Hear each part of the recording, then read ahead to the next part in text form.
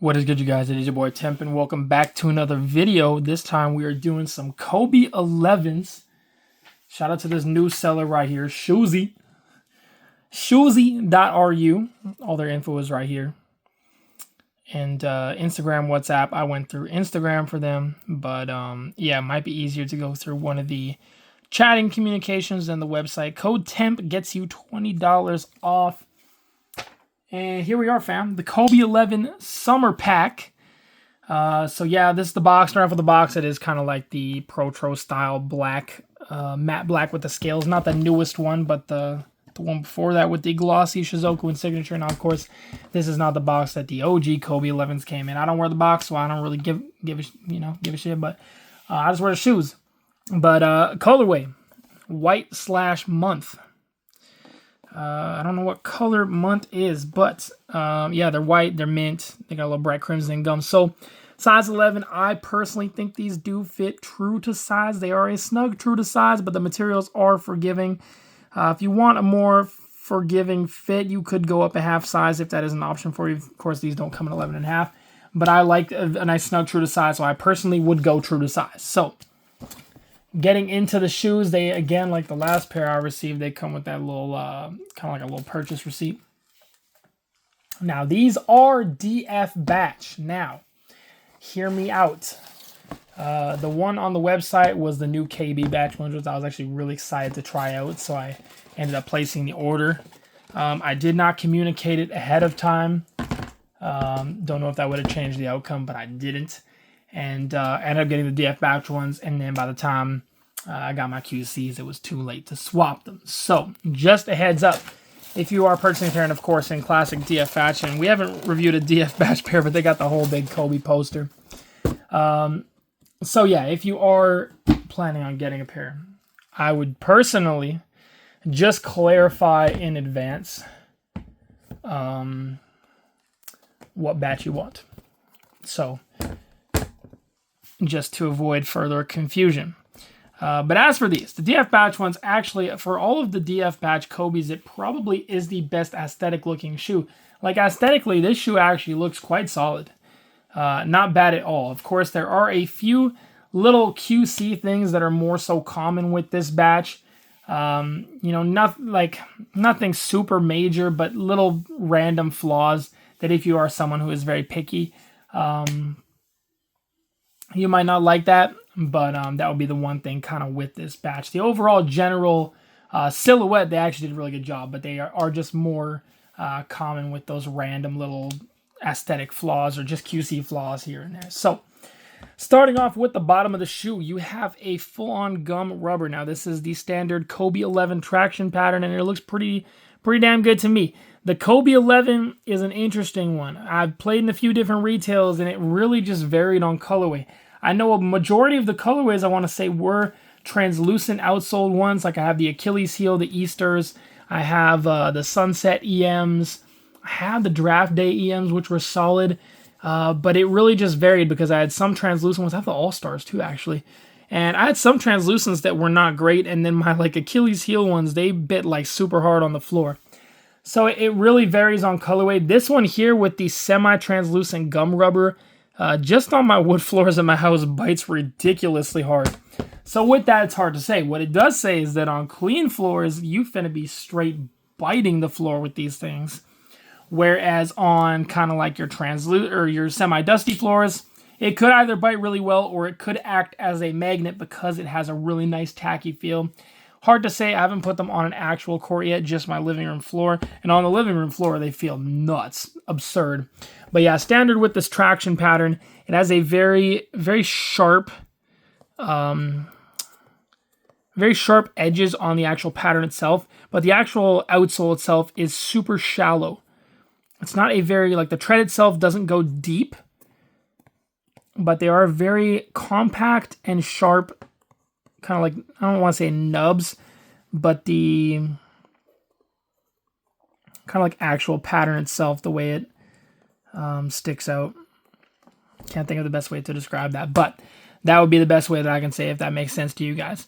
And of course, the rubber wraps up around the side of the shoe. Now, the Kobe 11 is another shoe that is hollow with a drop in midsole. So the shoe itself when there's no actual kind of midsole inside it, it is a super flexible shoe. Like there's really not much to it. It's a super lightweight shoe.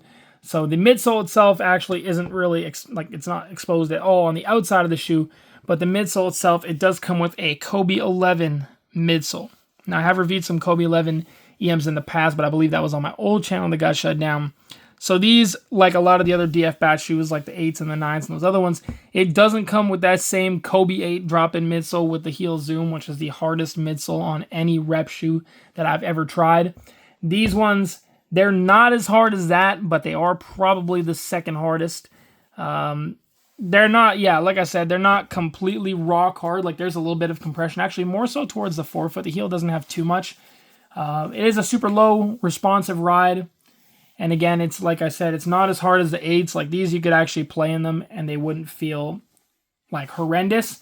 But they are a very responsive, low profile, and firm ride. But, you know, the midsole itself, the way it cups your foot, it's nice and stable, and it does complement the actual hollow outer core of the shoe itself. Now, I did actually swap an S2 Kobe 8 midsole, as that might be the best drop-in midsole that is on the market. And they actually felt super, super nice. The only thing is that midsole is meant to go in a shoe with a carbon fiber shank plate. So though it does have some structure, it really doesn't have much. I mean, this midsole doesn't have a ton as well, but it's got kind of some sidewalls to it, and it is a little bit more firm. So those, trying them on, I mean, you still have the base with the outrigger, but again, it still is quite soft.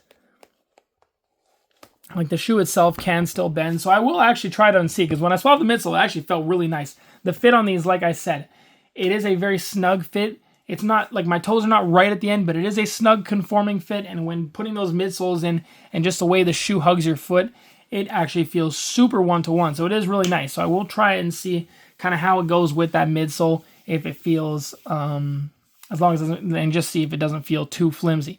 But as for the upper of the shoe, pretty bang on. Like I said, the materials are actually really nice and quite spot on with these. Of course, there is some small little cutesy things like jagged edges and whatnot here and there. But the overall general silhouette of the shoe is actually really nice. And the actual colorway too, unless it's one colorway that is just way off. Like even the Barcelona Mango ones in the back are a little bit off in color shade. But ones like these that are a more simple color, that are like white, gum sole, bright crimson, and mint, and the base of the shoe is white. I mean, especially when you're on feet, people, unless you got a shoe that color-wise is just way off, a lot of shoes, as long as the silhouette is decent, once you got them on feet, that makes them even more difficult to tell if it's actually legit or not, especially when you got people sitting in the bleachers, or people are actually not right up close like we are reviewing the shoe right now. So this shoe actually looks pretty good. So, but white engineered mesh upper with the white fuse overlays. You've got your mint green Nike swoosh. You've got your white synthetic on the back with your white heel tab. And again, one of those little things slightly jagged on the heel tab there. But these are little small QC things that I mentioned. This, again, I mean, if you're really picky, so be it. But on myself, it's whatever. Mint swoosh on the inside as well. You've got your bright crimson flywire. So your white flywire on the top half of the shoe and your bright crimson on the two forefoot ones. And then your tongue, again, has kind of like almost like the Nike Torch material padding, but a tad bit thinner and smaller design. And then you've got your white tongue, again, slightly little jagged edges. Bright crimson Shizuku looking good. Laces, pretty standard, look good. Your kind of flat Kobe 11 laces. And again, as you can kind of see, just little adhesive things. It's just on this foot. This one actually looks perfect. So, of course, it's just little QC things like that, like I mentioned with this batch. But besides that, again, I am really excited to try the KB batch ones if I can get my hand on one of those and the Kobe 9s. But again, aesthetically, I mean, these are actually pretty solid. I mean, the DF batch Kobe 11, I would say, is their best model. And even some of the 9s don't even look too bad, too. Like the Bruce Lee 9s that I had. They, aesthetically, didn't look too bad. And then, of course, the kind of teal or mint green collar lining. Slightly wide and puffy with some wrinkles. Again, a little aesthetic thing. But once you got these on feet and laced up snug, they conform to your foot. And again, it's one of those things that isn't very noticeable on feet. So that right there is the shoe. Once again, shout out to this new seller right here, Shoezy.ru, for sending these my way. Code TEMP for $20 off. They got lots of selection. Like I said, I would go through the WhatsApp or Instagram and just clarify what you're looking for. But yeah, it is your boy Temp. I appreciate each and every one of you guys, and I will catch you guys in the next video. Peace out, Girl Scout.